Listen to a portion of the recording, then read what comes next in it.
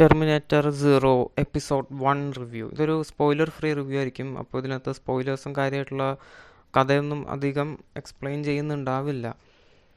So Terminator zero episode 1-ൽ തുടക്കം തന്നെ അവർ ഇത് ഒരു ഹൊറർ ഫീൽ ഇതിനകത്ത് കൊണ്ടുവന്നിട്ടുണ്ട്. അത് ഫസ്റ്റ് 6 മിനിറ്റ്സ് ഓൾറെഡി അവർ യൂട്യൂബിൽ എയർ ചെയ്തിരുന്നു.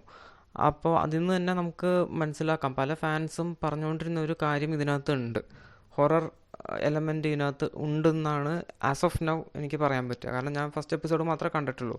അതിനകത്ത് തുടങ്ങുമ്പോൾ തന്നെ ഒരു റെസിസ്റ്റൻസ് ഫൈറ്റർ, ഇതിലത്തെ നായിക ഒരു ടെർമിനേറ്റർ നായികയെ ഫോളോ ചെയ്ത് വന്നു, നായികയെ കൊല്ലാൻ നോക്കുന്നു.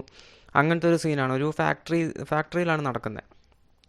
അതിൽ ടെർമിനേറ്റർ വന്ന് അവിടെ ഒരു കംപ്ലീറ്റ് റാംപേജ് കഴിഞ്ഞിരിക്കുകയാണ്. അവിടെ കുറേ പേര് ഇങ്ങനെ മരിച്ചു കിടക്കുന്നു, കുറേ പേര്. അതിൻ്റെ ഇടയ്ക്ക് ഒരാൾ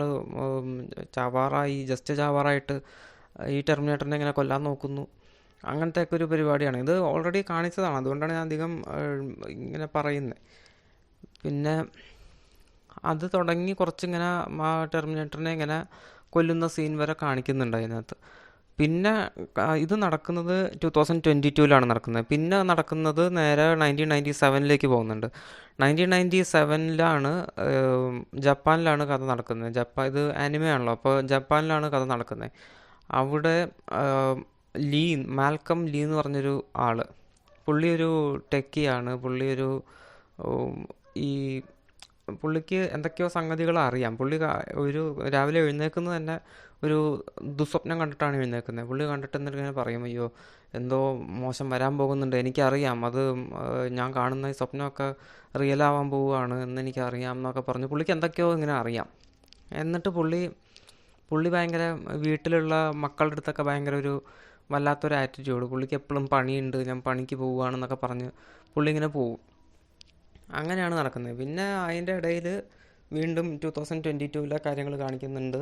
2022-ൽ എന്താണ് സംഭവിക്കുന്നതെന്നൊക്കെ അവിടുത്തെ റെസിസ്റ്റൻസിൻ്റെ ആൾക്കാരെയൊക്കെ കാണിക്കുന്നുണ്ട്. റെസിസ്റ്റൻസ് എങ്ങനെയാണ്, സ്കൈനെറ്റിൻ്റെ ചെറിയ ചെറിയ കുറച്ച് പോർഷൻസൊക്കെ കാണിക്കുന്നുണ്ട്. അവിടുത്തെ ഒരു സിറ്റുവേഷൻ ഏതാണെന്നൊക്കെ പറയുന്നുണ്ട്.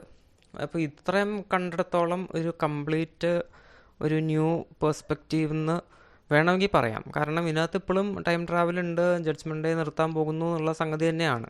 അത് നമുക്ക് സിനോപ്സിസ് വായിച്ചാൽ തന്നെ അറിയാം. അപ്പോൾ ആസ് ഓഫ് നൗ പക്ഷേ സ്റ്റിൽ ഈ ജോൺ കോണർ, സാറ കോണർ അങ്ങനത്തെ സംഗതി ഒന്നും ഇതിനകത്തില്ല. കംപ്ലീറ്റ് പുതിയ ക്യാരക്ടേഴ്സും ആൾക്കാരും ഒക്കെയാണ്. കുറച്ച് പുതിയ ഇന്നവരെ വരാത്തൊരു ക്യാരക്ടറൊക്കെ ഇതിനകത്ത് വരുന്നുണ്ട്.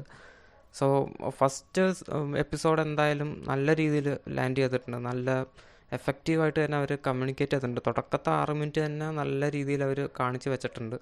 പിന്നെ അങ്ങോട്ടേക്ക് ഈ 1997-ലെ തന്നെ കുറച്ച് വേൾഡ് ബിൽഡിങ്ങും കാര്യങ്ങളും, അതായത് നമ്മൾ കണ്ട 1997 അല്ല, റിയൽ വേൾഡ് 1997 അല്ല, ഇതിനകത്ത് കുറച്ച് വ്യത്യാസമൊക്കെ അതിനകത്ത് കാണിക്കുന്നുണ്ട്. സോ അതും നല്ല രീതിയിൽ ചെയ്തിട്ടുണ്ട്. സോ ഫസ്റ്റ് എപ്പിസോഡ് എന്തായാലും നല്ല രീതിയിൽ പ്രേക്ഷകരെ ഹുക്ക് ചെയ്യാൻ വേണ്ടിയുള്ള സംഗതി ഇതിനകത്തുണ്ട്.